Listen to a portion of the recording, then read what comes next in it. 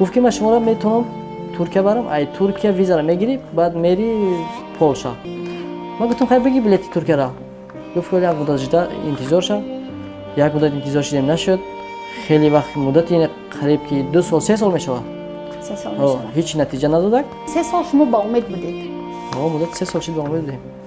ما باری با فکرم که روزا در همین شبکه‌ها 100 تا فریب شما دیگه یگان است. مرتبه چهره همون آدم دیده بودید؟ صحبت کرده بودید؟ نه چه روز دیگه چهرهش یگان بار دیدگی نیست. خواهش هم نکردید که طریق اسکایپ؟ من خواهش کردم و گفت که نمیتونم تکازی در آفیسم در اینجایم در اونجایم خیلی طرزی ویدیو ویزو میگن طرز ویدیو ویزو گپ زدن ندارم نمیتونم تکازیش خیلی شرایط ندارم تک با تلفنی صحبت کرده بودم خیلی نوشتگیاش همش هست این زمان رقمای واتساپش نمیدونم فعال بودن شاید او یکی در همین سایت تیک تاک بود و فعال کار میکنه فعال است کار میکنه یعنی با چندین نفر دیگر شاید مثل شما باور کرده همه روزه پول میگذرونن شاید